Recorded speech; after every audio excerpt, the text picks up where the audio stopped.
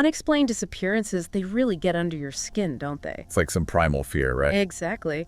And this episode of Mystery Stories for Sleep that you sent, the mysterious disappearance of Halloween night, well, talk about spooky season vibes. Oh yeah, Sarah and James, the hosts, they know how to set a mood. It's like they took Halloween, the one night we expect the strange and unusual, Right. and just flipped it on its head. What if Halloween itself vanished? I love how they start with the history, though, like grounding it. Yeah. Did you know much about the origins of Halloween? I mean, bits and pieces, the Celtic festival, Samhain, right? Yeah, Samhain, where the veil between the living and the dead was thinnest. October 31st, the barrier weakens, spirits could cross over. Talk about setting the stage. Suddenly, jack-o'-lanterns and costumes take on a whole new meaning. Right, like maybe those traditions weren't just for fun. Exactly. But the episode, it takes us to Hallowbrook, Massachusetts. Halloween night, 1923. Families celebrating, trick-or-treaters out, and then... This dense fog rolls in. But it's not just any fog. People start hearing things in it. Voices, whispers, like it's alive. It's like something out of a horror movie. And then the fog lifts. People are just gone, vanished. Doors open, candy on porches, like they just stepped into thin air. No struggle, no witnesses, just gone. It's like time froze for them and then restarted, but they were missing. Exactly, and that's just the setup. The setup. Oh, this is just the tip of the iceberg. You're killing me. What else happened? Just wait, it gets weirder, I promise you that. Okay, you gotta give me something. What about explanations? Did Sarah and James find any theories about what happened in Hallowbrook? Oh, they dove deep into that, which is what makes Mystery Stories for Sleep so good. One theory goes straight into local folklore, a witch's curse on Hallowbrook. A curse. Ooh, I like where this is going. Yeah, it's like straight out of a history book going all the way back to Salem. They talk about this woman accused of witchcraft, and before her execution, Let me guess, she cursed the town. bingo, said her vengeance would come back tenfold, and guess when it was supposed to be strongest? Halloween night. You got it. Talk about spooky.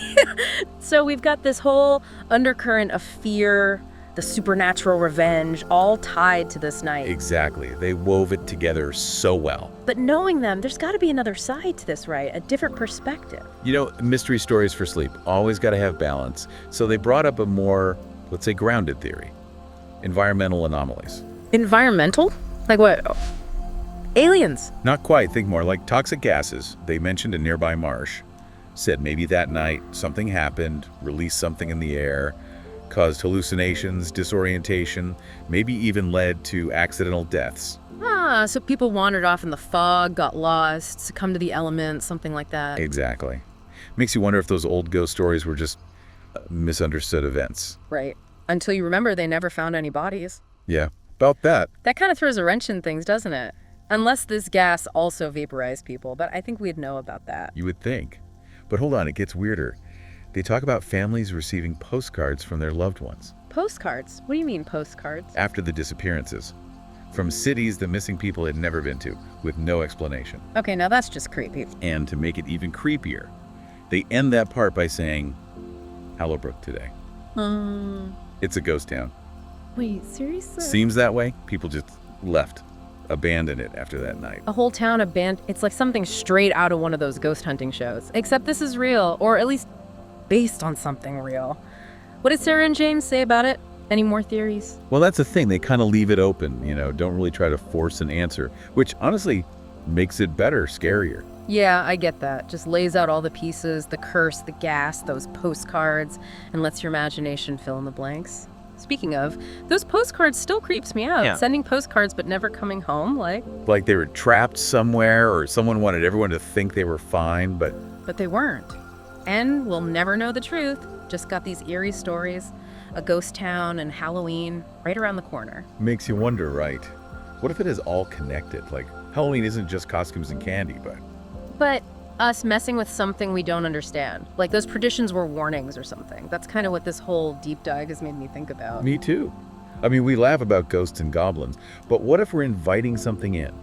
Or what if, by forgetting the old ways, the real meaning, we're the ones letting the barriers weaken? Okay, now that is a chilling thought, especially with Halloween coming up. Maybe we should be careful what we celebrate, or at least remember that some things are best left undisturbed. What do you think? I think some mysteries are better left unsolved, and some doors are best left closed. especially on Halloween night. Couldn't have said it better myself. To our listeners out there, thanks for joining us for this deep dive into the unknown. Sleep tight, and maybe even leave the porch light off this year, just in case.